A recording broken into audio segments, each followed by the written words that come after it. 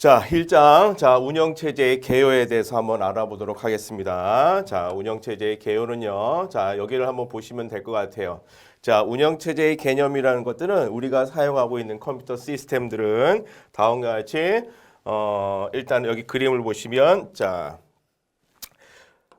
번째로 사용자가 있어야 될 것 같습니다. 그렇죠? 사용자, 사용자나 또 다른 그 외의 단말기들, 그리고 다음과 같이 운영체제 부분들이 여기에 이제 해당되어집니다. 운영체제.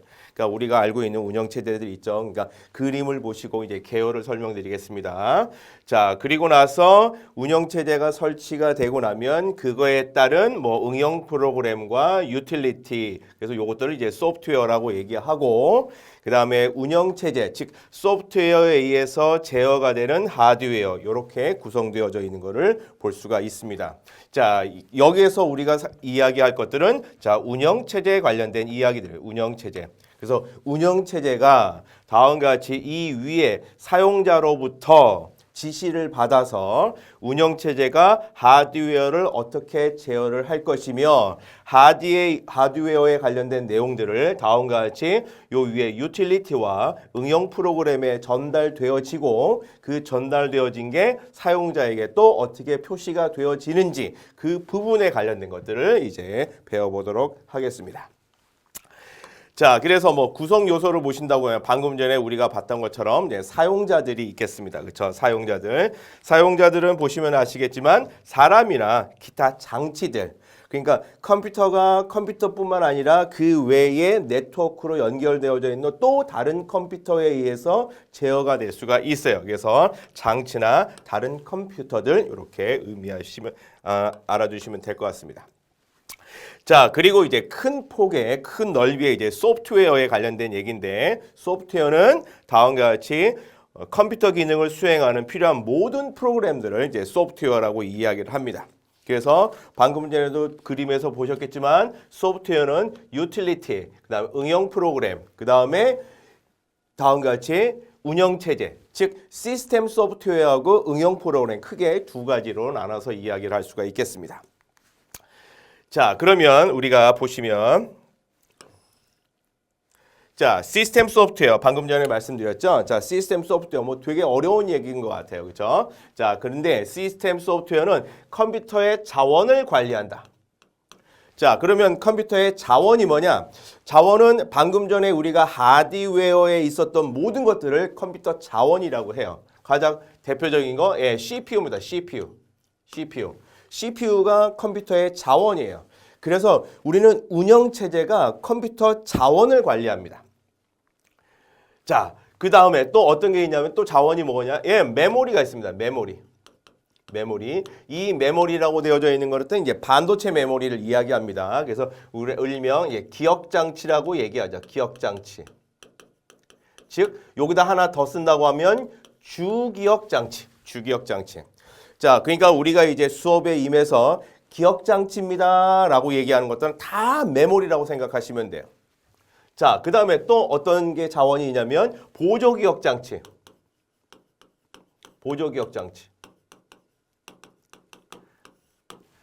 그러니까 기억장치는 모두 메모리, 그 다음에 그 외에 보조기억장치, 하드디스크라든지 그 외에 USB 이런 것들 다 자원으로 생각하시면 됩니다. 그 다음에 또 어떤 것들이 있냐면 I/O, 입력과 출력에 관련된 것들, 이런 거 다 자원이에요. 그 다음에 또 뭐가 있냐면 프로세스. 나중에 우리가 다 배우겠습니다만 프로세스. CPU를 프로세서라고 얘기하는데 나중에 다 나옵니다만 프로세서, 그 다음에 요 프로세스는 뭐냐면 실행 중인 프로그램들을 프로세스라고 얘기하는데 이런 것들, 프로세스들 이런 것들 모두 다 자원이라고 이야기를 해요. 그래서 시스템 소프트웨어는 이런 자원들을 관리한다. 그 다음에 응용 프로그램의 실행을 지원한다. 그래서 컴퓨터를 제어한다. 즉 아까도 보시면 그림에서 보시면 아시겠지만 이 그림이 달리 그려진 게 아니에요. 여기 한번 보시면요. 운영체제 위에 유틸리티 또는 응용 프로그램들이 있는 겁니다. 그림을 이렇게 이쁘장하게 그리기 위해서 그런 게 아니라 운영체제가 설치가 되어지고 그 위에 유틸리티라고 되어져 있는 소프트웨어, 그 다음에 응용 프로그램이 설치가 되어지는 겁니다. 그러니까 이 운영체제는 다음과 같이 운영체제는 운영체제 위에 응용 프로그램을 설치함을 통해서 어떤 것들을 활용할 수가 있는 거고, 유틸리티도 마찬가지 그렇게 생각하시면 돼요.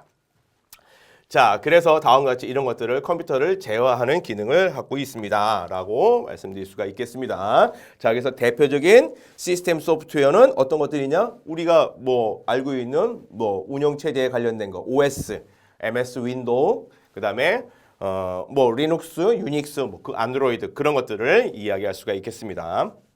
자, 그 다음에 유틸리티라고 되어져 있는 게 있어요. 유틸리티. 유틸리티도 엄연히 보면 응용 프로, 즉 시스템 소프트웨어에 속해 있는 겁니다. 자, 근데 유틸리티는 응용 프로그램하고 호환동을 할 수가 있는데 응용 프로그램은 아닙니다. 자, 유틸리티는 응용 프로그램보다는 작지만 뭐를 얘기하는 거냐? 컴퓨터의 여러 처리 과정을 보조해주는 역할을 한다. 즉 운영체제를 돕는 역할을 한다. 이런 것들이 어떤 거 있을까요? 뭐 컴퓨터에 뭐 조각 모음, 그 다음에 백신 프로그램, 보안 프로그램 이런 것들 다 유틸리티예요. 그래서 뭐 시스템을 최적화한다든지 뭐 파일을 관리한다든지 네트워크를 관리한다든지 이런 것들 다 유틸리티에 포함되어져 있다. 그냥 응용 프로그램은 아니다라는 걸 알아두셨으면 합니다. 자, 그리고 그 외의 것들은 다 응용 프로그램입니다라고 알아두시면 될 것 같아요. 그러니까 어떤 특정 작업을 수행하는 것들, 문서 작업이라든지 워드프레스, 게임, 이미지, 편집 이런 것들은 모두 다 응용 프로그램입니다라고 알아두시면 되겠습니다. 자, 그러니까 소프트웨어는 하드웨어를 제어를 하는데 그게 크게 시스템 소프트웨어와 응용 프로그램을 나눌 수 있고, 시스템 소프트웨어에는 다시 구분하면 운영체제 그리고 유틸리티 이렇게 두 가지로 또 나눌 수가 있다. 지금 세 가지로 나눠서 이야기를 하고 있습니다만 그거를 구분해 주시기 바랍니다. 자, 그 다음에 뭐 하드웨어는 우리가 다 알고 있는 컴퓨터의 자원을 이야기하는 거죠. 자, 프로세서라고 되어져 있죠. CPU, 중앙처리 장치, 그 다음에 메모리, 그 다음에 주변 장치들을 이야기하고 있다라고 알아주시면 되겠습니다. 이게 컴퓨터를 구성하는 가장 기본적인 요소다. 그 외에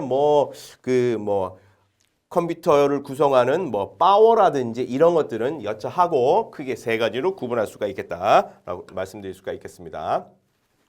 자, 그러면 운영체제의 역할을 한번 보도록 하겠습니다. 어떤 역할이 되어져 있는지 한번 볼까요? 자, 여러 가지 쭉 나와 있습니다만 가장 기본적인 얘기만 하도록 하겠습니다. 자, 네 가지로 구분되어져 있어요. 네 가지로. 그리고 그 위에 쭉 뭐 그 이유에 있습니다만 첫 번째, 하드웨어 어떤 건지 아시겠죠? 자, 사용자 및 응용 프로그램, 시스템 사이에 인터페이스를 제공한다. 인터페이스란 얘기는 내가 너에게 보낼 때, 너에게 접속을 할 때 어떤 경유를 통해서 어떤 방법으로 연결할 수가 있냐. 그 연결하는 방식들을 인터페이스라고 이야기합니다.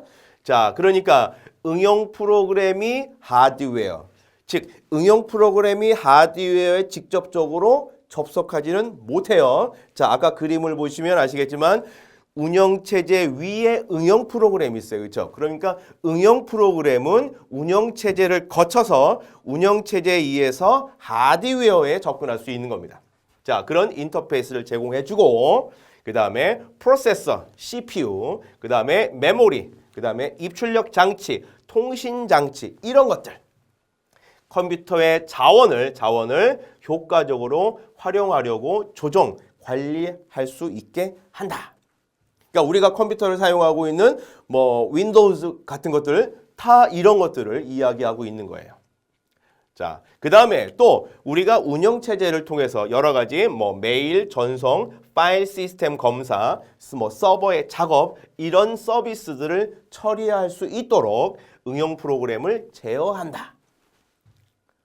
자, 그리고 다양한 사람들에게, 여러 사람들에게 컴퓨터 시스템을 보호하려고, 그렇죠? 보호해줘야 됩니다. 자, 집에서 사용하는 컴퓨터는 혼자 사용할 수도 있고 아니면 외부에 있는 컴퓨터들은 여러 사람들이 다중 사용자입니다. 다중 사용자.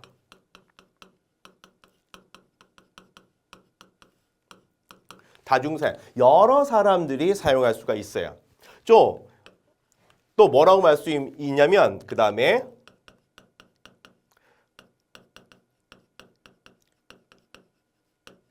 다중 프로그램. 다중 프로그램이라는 건 뭐냐면 컴퓨터가 돌아가면서 여러 개의 프로그램들이 동시에 돌아가는 그런 것들을 다중 프로그램이라고 이야기해요.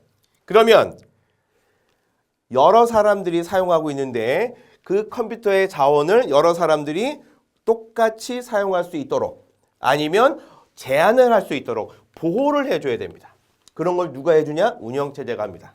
또 다중 프로그램, 여러 개의 프로그램들이 돌아가고 있는데 어떤 프로그램들을 우선순위로 하고 어떤 프로그램들을 나중에 하고 또 어떤 프로그램들은 이 프로그램에 침범할 수 없도록 이렇게 보호를 해줘요. 보호.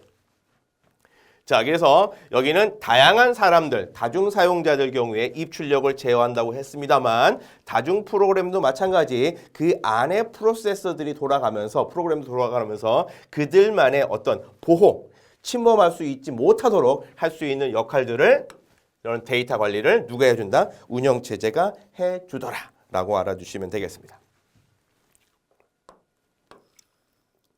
자, 그래서 여기서도 보시면 그와 뭐 이야기를 해주는 거예요. 그렇죠? 다양한 응용 프로그램들이 사용자나 그 외에 외부에 있는 단말기들로부터 지시가 오면 명령어가 해주면 운영체제에 따라서 동일한 시스템의 하드웨어가 제어가 되어지겠죠. 또는 네트워크를 통해서 다른 하드웨어가 제어가 되어지기도 합니다. 그러니까 이 운영체제는 방금 전에 이야기했었던 네 가지 모든 거의 역할을 할 수 있다라는 것을 이 그림으로 얘기할 수가 있겠어요. 그러니까 다음과 같이 사용자와 하드웨어의 인터페이스에 관련된 정의. 사용자는 운영체제에 접근할 때, 하드웨어 접근할 때 어떤 인터페이스를 통해서 뭐 키보드라든지 요즘은 음성이라든지 아니면 마우스라든지 뭐 이런 거를 통해서 인터페이스가 정의되어질 수가 있겠죠. 자, 그러면 또 뭐 여기 여러 가지 또 뭐 어려운 얘기가 나와 있습니다만 자, 조정자라고 되어져 있는 것들은 그냥 의미적으로 아시면 될 것 같습니다. 자, 조정자란 그러니까 뭐 운영체제를 관리한다라는 차원에서 알아두시면 될 것 같습니다. 자, 그래서 컴퓨터 시스템은 아까도 얘기했죠. 하드웨어와 소프트웨어 이 둘 사이에 데이터를 운영하고 있는데 각각의 여러 가지들을 응용 프로그램 간에 또는 사용자 간에 통신할 수 있도록 해줄 수 있다. 자, 그래서 다음과 같이 뭐 워드 프로세서 역할을 직접 하는 게 아니라 워드 프로세서의 기능을 사용할 수 있도록 도와주는 이런 것들, 이런 건 뭐 조종자라고 이야기를 할 수가 있고, 그 다음에 또 자, 그 다음에 자원할당자. 자원할당자 또는 관리자. 즉, 자원이라고 컴퓨터에 있는 자원을 할당한다고 그러죠. 그래서 운영체제는 각 응용 프로그램에 필요한 자원을 할당하는 자원할당자이다. 자, 아까도 얘기했습니다만 이 응용 프로그램에 필요한 자원을 할당한다. 즉, 이 응용 프로그램이 여러 개 다중 프로그램에 여러 개의 프로그램들이 돌아가고 있는데 그거를 한정되어져 있는 하드웨어 컴퓨터의 자원을 할당해서 써야 된단 말이에요. 그렇죠? 그래서 누구는 이만큼, 누구는 요만큼 이렇게 할당해 줘야 돼. 그래서 그런 자원을 할당해 주는 할당자 역할을 하더라라는 이야기입니다. 이게 매우 중요한 역할이에요. 그래서 여러분들이 컴퓨터에서 컨트롤할 때 델키를 딱 눌러서 장치 관리자라든지 프로그램 관리자에 들어가 보면 각각 실행 중인 프로그램들이 쫙 리스트가 뜨고 거기에 보시면 지금 현재 각각의 프로그램들이 돌아가는 게 보이고 거기에 CPU를 몇 %만큼 사용하는지 메모리를 얼만큼 사용하는지에 관련된 퍼센테이지가 나와요. 순위가 나옵니다. 이거를 어떻게 잘 할당하는지에 관련된 걸 누가 해주냐? 운영체제가 하더라라는 이야기예요. 자, 그래서 이런 자원을 할당하는 방법을 결정하는 관리자 역할도 하더라라는 이야기입니다. 자, 그다음에 뭐 응용 프로그램과 입출력 장치 제어차 뭐 이런 거는 뭐 당연히 그럴 수도 있겠죠. 자, 그렇게 알아두시면 되겠습니다.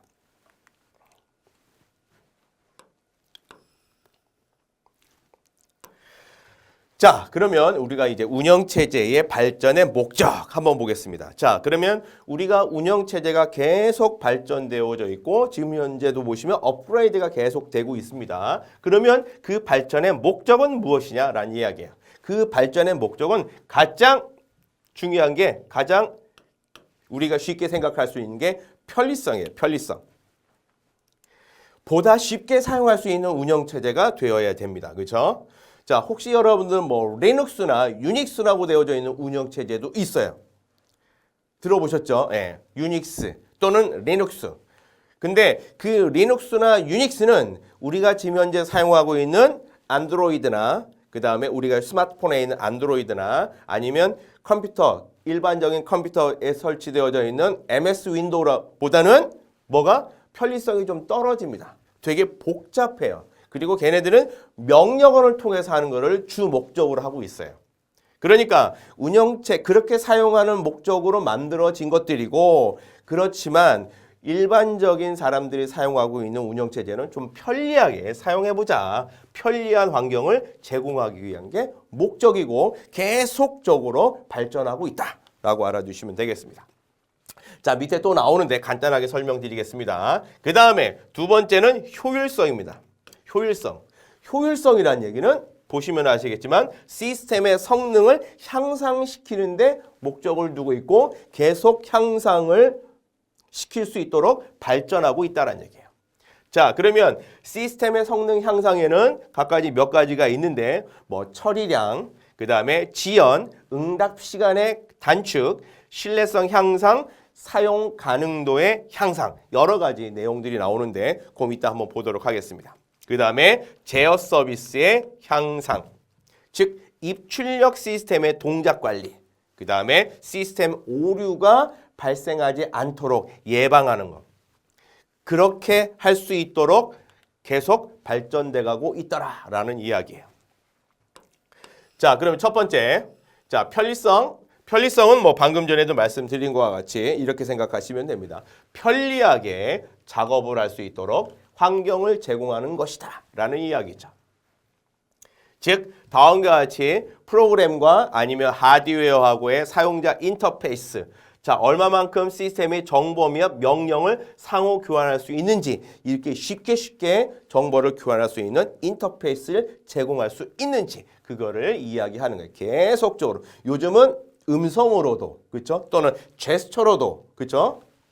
제공되고 있죠. 자, 그 다음에 효율성. 자, 이 부분들이 여러 군데서 많이 나오는 이야기들입니다. 잘 한번 보세요. 시스템의 성능 향상이란 얘기는 뭐 보시면 아시겠지만 좋아지는 것이죠. 빨라지는 것이고 우수해지는 거예요. 자, 그렇다고 보면 처리량이라고 되어져 있는 것은 도대체 무엇이냐? 자, 운영체제에서 이야기하는 처리량 또는 다른 소프트웨어 공학에서 얘기하는 처리량 똑같은 의미입니다. 우리가 사용하는 일상생활에서 이야기하는 처리량 똑같은 얘기예요. 즉 시스템의 생산성을 나타내는 대표적인 지표이다. 단위 시간당 얼마만큼 일을 많이 했니? 즉 일을 많이 할 수 있니? 라는 이야기예요. 일을 많이 했니? 라고 되어져 있는 것들은 시스템의 성능이 좋아야지 되는 것이죠. 자, 그 지표입니다. 처리량.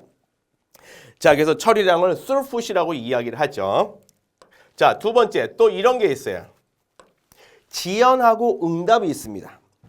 즉 처리량은 많으면 좋겠죠. 그렇죠? 그 다음에 지연과 응답 시간은 적으면 좋겠죠. 그렇죠? 예. 지연도 적어야 되고 응답 시간도 적어야 돼요. 그렇죠? 예, 응답 시간. 처리량은 많아야 돼요. 그렇죠? 자, 그런 의미를 썼습니다. 자, 그래서 여기 한번 보시면요. 자, 그래서 응답 시간이라니 response time이라고 이야기합니다. 응답 시간. 그래서 두 가지로 구분해서 쓰는데 자, 시분할과 같은 온라인 시스템의 응답 시간이라고 이야기합니다. 그 다음에 일괄 처리 시스템, 우리 이거 이따가 나중에 다 배울 겁니다. 거기에서는 turn around time이라고도 이야기를 합니다. 자, 지연 시간이라고 얘기하는 건 뭐냐면 내가 현재 입력을 넣는데 그 입력이 뭐에 의해서 아니면 출력이 나올 때까지 얼마만큼 걸리는데 그게 다른 요소에 의해서 늦게 나온다. 이거 지연 시간 줄여야 되겠죠. 그렇죠? 그 다음에 응답 시간이라는 얘기는 방금 전에 얘기한 것처럼 내가 지금 현재 입력을 넣는데 그 입력이 얼마만큼 후에 나올 건지 그게 응답 시간이에요. 즉 온라인 시스템에서 이 응답 시간이 매우 중요합니다. 실시간이잖아요. 실시간으로 이루어지는 시스템에서 응답이 늦다? 그러면 문제가 생길 수가 있겠죠. 그래서 응답 시간 빨라야 된다. 지연 시간은 또 느려야 된다. 그렇게 말씀드릴 수가 있겠습니다. 그래서 이제 응답 시간은 다음과 같은 이제 대화형. 자, 온라인 시스템은 다음과 같이 대화형 시스템이라고도 이야기할 수 있겠습니다. 대화형에서 매우 중요한 키포인트, 즉 시스템의 성능을 판단하는 척도가 될 수 있다.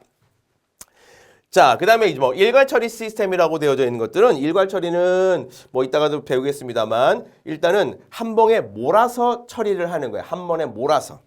그러니까 우리가 이제 다음과 같이 월급 명세 같은 거 했을 때 월급 같은 것들을 보시면요. 하루 일했다고 하루 하는 게 아니라 월급이란 거 한 달 모아서 주는 거잖아요. 그러니까 한 달 동안 일한 것들을 모아서 처리하는 거. 이런 것들을 일괄 처리 시스템이라고 얘기하고 세금 같은 것도 마찬가지예요. 세금도 모아서 1년치의 세금을 내는 이런 것들도 다 일괄 처리 시스템이라고 이야기합니다. 자, 그래서 다음과 같이 이렇게 일괄 처리 시스템이란 turn around time이라고 해갖고 요 turn around time 같은 것들도 보시면 나중에 처리량 얼마만큼 처리를 많이 할 수 있냐라고 되어져 있는 중요한 지표가 될 수 있다. 그렇게 알아두시면 되겠습니다. 자, 신뢰도, reliability라고 얘기하는데 신뢰도라는 얘기는 실패 없이 주어진 기능을 다 수행해야 돼. 이런 거는 외우는 게 아니에요. 다 이해하시면 됩니다. 자, 그런 능력을 가지고 있는 것들을 신뢰도라고 이야기합니다. 운영체제가 불안하면 안 되죠. 그래서 모든 작업을 했을 때는 신뢰성이 따라줘야 된다라는 걸 알아두시면 되겠습니다. 자, 그 다음에 사용 가능도라고 되어져 있는 게 나옵니다. 사용 가능도. 이것도 다른 곳에서 많이 사용되어지는 것들. 지금 우리가 이야기하는 효율성에 관련된 것들은 운영체제뿐만 아니라 다른 시스템에서도 다른 공학에서도 많이 사용되어지는 각각 성능 향상, 신뢰성, 즉 효율성에 관련된 얘기에서 많이 나오는 키워드들입니다. 자, 사용 가능도란 얘기는 가동률을 이야기합니다. 문제가 생겼어. 그 문제가 생겼으면 가동률이 떨어지는 거예요. 그렇죠? 그러니까 어떤 문제가 발생되어도 운영체제는 하드웨어 시스템들은 사용자가 또는 어떤 임의의 단말기들이 언제든지 사용할 수 있도록 가동률을 높여야 돼요.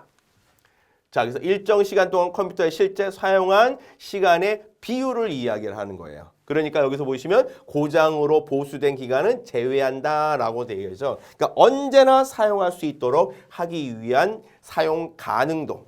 요거를 다음과 같이 효율성에 포함시킬 수가 있겠다. 자, 그다음에 이제 맨 마지막에 이제 제어 서비스 향상이라고 되어져 있죠. 제어 서비스. 자, 제어 서비스는 다음과 같이 여러 가지를 효율적으로 운영할 수 있도록 하는 새로운 기능의 효과적인 개발을 허용하는 방법으로 발전해야 된다. 즉 하나만 제어하는 게 아니라 그 외에 다른 하드웨어나 다른 것들을 제어할 때 이 제어에 관련, 이 부분에 관련돼서 얼마만큼 호환이 잘 될 수 있는지에 관련된 것들이에요.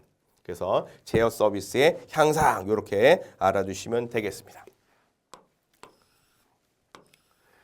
자, 그러면 다음과 같이 중요한 내용이 나왔습니다. 그렇죠? 중요라고 딱 써 있네요. 그러면 이 운영체제 기능은 도대체 무엇이냐? 자, 크게 두 가지로 나눠서 이야기할 수가 있어요. 아까도 제가 말씀드렸습니다만 자원이라고 되어져 있는 이야기를 했었죠. 자원. 자, 외우지 마세요. 이런 거 외우는 게 아닙니다. 자원은 컴퓨터 하드웨어에 어떤 게 있겠습니까? 메모리가 있습니다. 그렇죠? 메모리 관리, 자원입니다. 그 다음에 프로세스. 요 프로세스는 잘 보시면 아시겠지만 프로세스예요. 프로세스란 얘기는 요거는 실행 중인 프로그램들, 즉 프로그램 관리란 얘기예요. 프로세스 관리입니다. 프로세스. 자, 그래서 프로세스 관리란 얘기는 여러 개의 프로그램들이 실행되고 있는데 그것들을 어떻게 관리할 것인지에 관련된 이야기를 얘기해주고 있습니다. 자, 그 다음에 이것도 자원이고 그 다음에 I/O 장치. 자, 요거 자원입니다. 그 다음에 파일, 데이터 관리. 파일들 있잖아요. 이런 것들도 하나의 다 자원이라고 이야기할 수가 있겠어요. 그래서 이런 것들은 기본적으로 어디에? 하드웨어에 직접적으로 연관성이 있지요. 이렇게. 자, 그 다음에 시스템 관리라고 했어요. 시스템 관리. 시스템 관리는 시스템을 보호해줘야 돼요. 그 다음에 네트워크 통신, 그 다음에 명령어 해석기 이런 것들을 얼마나 유기적으로 잘 관리할 수 있게 해주느냐. 그게 운영체제 기능이다. 자, 그래서 운영체제 기능에 관련된 이 그림을 잘 보시기 바랍니다. 자, 이제 또 하나하나씩 보도록 하겠습니다.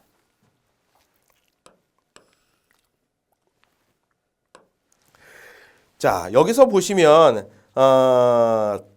나중에 다 나오는 얘기예요. 우리가 보시면 각각 장에 올라가면 우리가 메모리를 배웁니다. 그 다음에 프로세스를 배웁니다. 그 다음에 장치들을 배워요. 그 다음에 파일 시스템을 배웁니다. 그래서 각각 장장마다 나오는 얘기를 여기서 쭉 설명하고 있어요. 그렇기 때문에 지금 여기서 이 내용들을 막 파고들면서 하실 필요 전혀 없어요. 그래서 자원 관리란 이런 것이고 이 부분에 관련된 걸 우리가 나중에 이제 디테일하게 배운다. 그렇게 알아주시면 되겠습니다.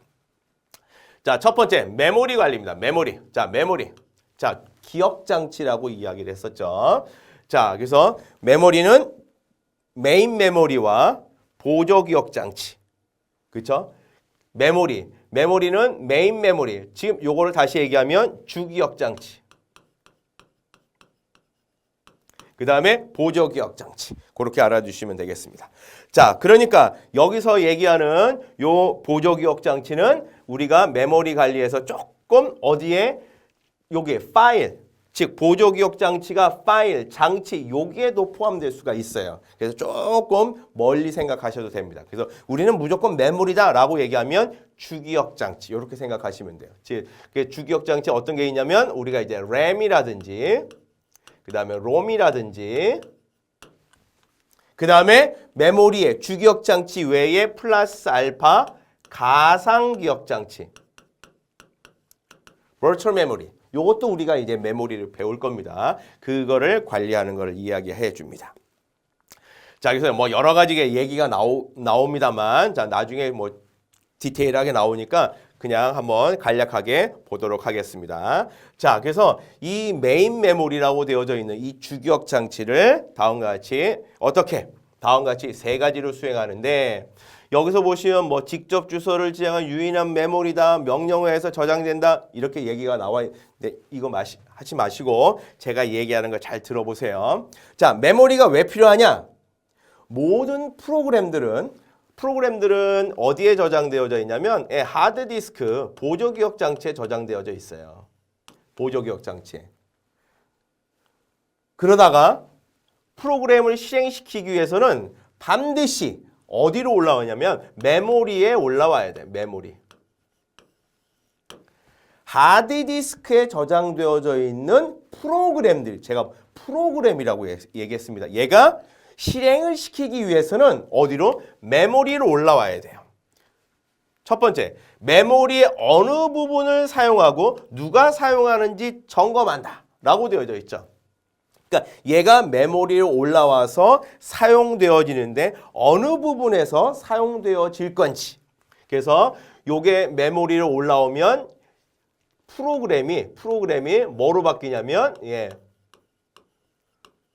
프로세스라는 거로 바뀌어요. 여러 개의 프로세스로 바뀝니다. 자, 그래서 이거를 관리를 해줘야 돼요. 자, 메모리에 저장할 프로세서를 결정한다. 메모리에 저장할 프로세서. 여러 개의 프로그램들이 있는데 메모리에 저장할, 즉 저장이란 얘기는 다음과 같이 적재입니다. 적재. 보시면 또 다른 말로 얘기하면 상주. 어떤 프로그램들은 항상 메모리에 상주되어져 있는 프로그램들이 있어요. 컴퓨터 부팅과 동시에 메모리에 올라와서 돌아가는 프로세서들이 있어요. 또 어떤 것들은 내가 실행을 해줘야지만 메모리에 올라와서 실행되어지는 것들이 있어요. 여러 가지가 있죠. 자, 그런 것들을 결정해야 된다. 그 다음에 메모리를 할당하고 회수한다. 자, 어느 부분에 할당되어지는지, 어느 부분에 놓여지는지를 정의하고, 나 다 썼어요. 예를 들어서 파워포인트 프로그램이다. 파워포인트 프로그램 다 썼습니다. 그러면 얘를 종료하죠. 그게 바로 회수예요. 회수. 다시 어디로? 걔네들은 하드디스크로 저장되면서 방금 전에 메모리에 썼던 부분을 운영체제가 보내주면서 메모리를 깨끗하게 하는 거예요. 그 부분 사용한 만큼. 그런 것들을 이야기해주고 있는 겁니다. 자, 그래서 다음과 같이 뭐 얘기해 준다고 해보면, 자, 뭐 예를 들어서 요거는 뭐 사용 여부, 그 다음에 적재 방법 또는 적재 정책이라고 얘기합니다. 적재 정책. 그 다음에 얘 같은 것들은 메모리 할당, 그 다음에 회수, 이렇게 이야기할 수가 있겠습니다.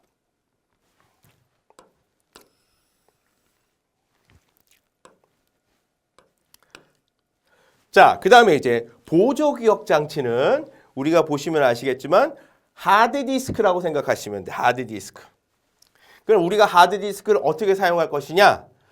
프로그램이 실행하면 먼저 필요한 데이터와 함께 메인 메모리에 있어야 한다라고 되어 있죠.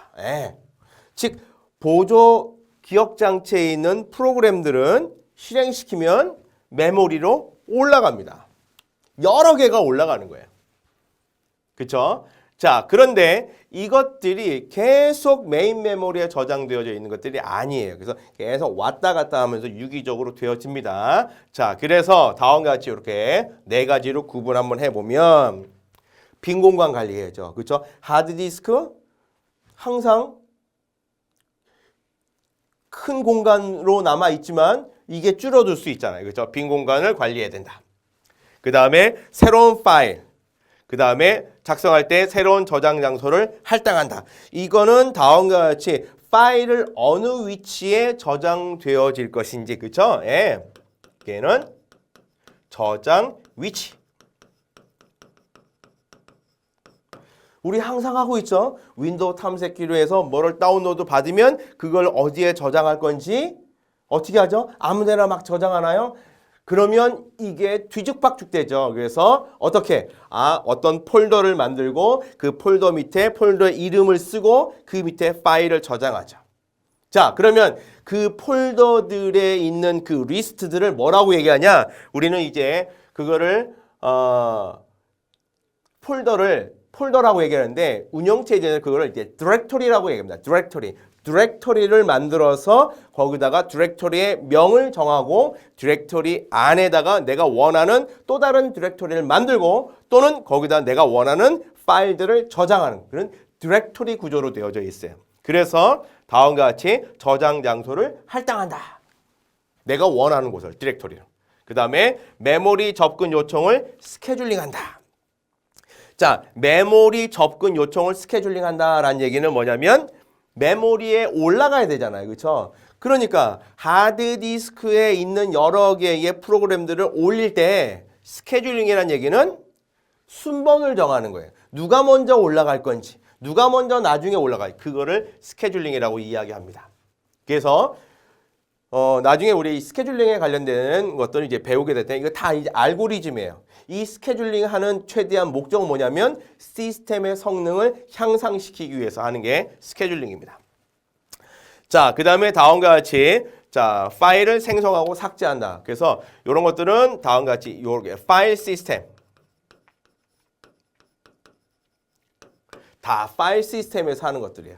자, 즉 이런 것들은 파일 시스템이란 얘기는 우리가 사용하고 있는 디렉토리를 만들고 폴더를 만들고 파일을 저장하고 파일을 옮기고 파일을 지우고 이런 것들이 다 누구에 의해서 되어지는 거냐면 파일 시스템에 의해서 되어지는 거예요. 파일 시스템, 우리가 지금 현재 사용하고 있는 거는 NTFS라는 파일 시스템을 사용하고 있죠. 예전에는 FAT32, FAT16이라고 되어져 있는 파일 시스템을 사용을 했었어요. 그 파일 시스템에서 정의한 방법으로 디렉토리가 만들어지고 파일이 형성되고 파일이 지워지고 파일이 이동되고 이렇게 알아주시면 되겠습니다. 자, 그래서 자원 관리에 관련된 것들은 일단은 메모리 관리는 이렇게 된다라는 것만 간단하게 이야기하고 다음 시간으로 넘어가겠습니다.